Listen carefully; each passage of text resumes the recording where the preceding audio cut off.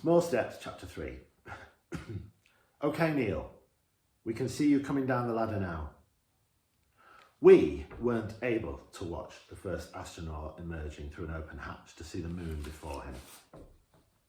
But we could hear them talking though, planning what they still had to do, how they would go about it. It was hard to imagine what was really happening. Although Mum did not let us watch cartoons on the TV, we had been allowed to watch many other space-related liftoffs. We had also been to the movies and seen adventures like Buck Rogers and Flash Gordon, and with great spaceships zooming about. But even though this was slow, the words of the men saying they were opening the hatch were 100 times more exciting than a Hollywood film. But as I heard the words from ground control, I wasn't thinking about this being one of the greatest events of human history. I was thinking of another moment in human history, the worst perhaps. I was thinking of Auschwitz. And what my mother told me about my father's and his two cousins Shmuel and Srul's time in that place. Before I say any more to you, you must remember that this story is not just a story. These are true events. I can show you a film of my father telling this story, his testimony. Hundreds of others have told this story. They wanted to bear witness. Thousands more have found they could not even speak of it. And even though I keep using the word story, all that I tell you here actually happened. Please remember that, and thank you for listening. Some people say that Auschwitz did not exist, that the things I am telling you did not happen, but they did. We even have some of the papers that the Nazis used to document what they were doing to prove it. When the train stopped at Auschwitz, my father and his cousins were forced onto a platform and faced immediately with Nazi guards shouting and wielding clubs, pointing guns, their dogs barking and snapping at legs and arms and faces. It was terrifying. And it was meant to be terrifying. You did what you were told. The fear was so overwhelming. My dad and his cousins were forced through a large, dark hall where their hair was shaved off, their clothes abandoned, and they were doused with dust that stung in their eyes. They each had a number tattooed onto their forearm. My dad's was B5247. His cousins B5245 and B5246. This would be how they would be known from now on. I have seen the tattoo on my father's arm. Next, they were given striped pants and a shirt and a small cap, all made from thin material, useless against the freezing temperature of the Polish winter. Most people who arrived at Auschwitz were sent immediately to their deaths. The few men that were kept alive were only kept alive because they could be used as slaves, worked to death. The majority were taken to large concrete bunkers where they were poisoned with gas until they dropped dead. Then their bodies were hauled into an adjacent bunker and thrown into furnaces where they were reduced to ash. Just stop and think about it.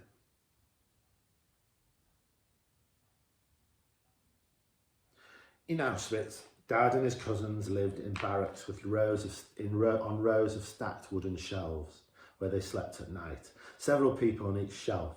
It was cold. A few lucky people had blankets. There were no mattresses. There was not enough food. In the morning, early and freezing, they were forced to gather in open space where they were counted there, standing for hours sometimes. Dad and his cousins, relying on each other more and more, figured out that in order to survive, they would need to do whatever the Nazis needed doing. One day a Nazi said, "We need Zimmerman." What was a Zimmerman?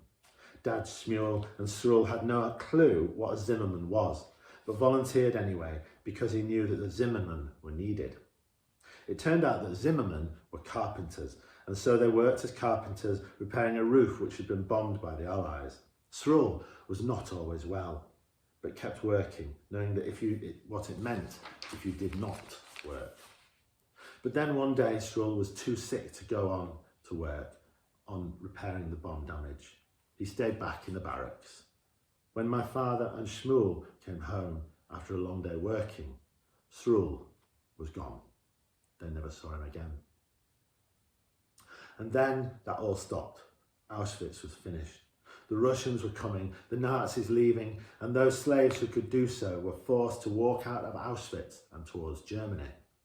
This walk was called by the prisoners the Death March. A deadly January walk through freezing Poland with no food. You put one foot in front of the next for as long as you could, took small steps. They were not fed. If there was a chance to stop at a field where grass was growing, they would eat grass. Some people could not go on and stopped, sitting in the snow and the dark. There, they were shot.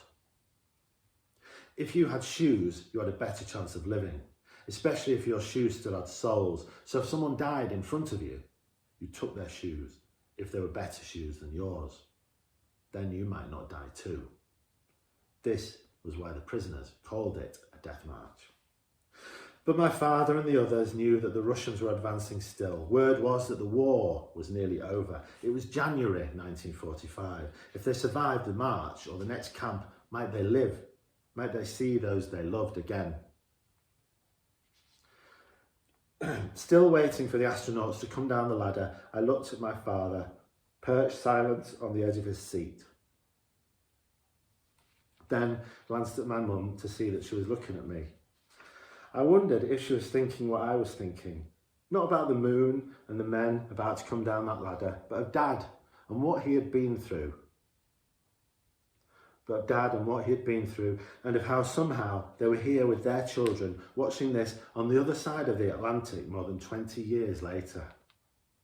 Now I saw Mum's gaze move to the TV, her eyes widened, and I looked to see what had astonished her. There were huge booted feet coming down the steps of the lunar module. And now, nearly at the bottom of the ladder, a blurry white costume, my father took in a sharp breath. This was it. A man was about to walk on the moon. And that's the end of chapter 3. Thank you for listening to that. I find that very emotional to read, as you can see, but this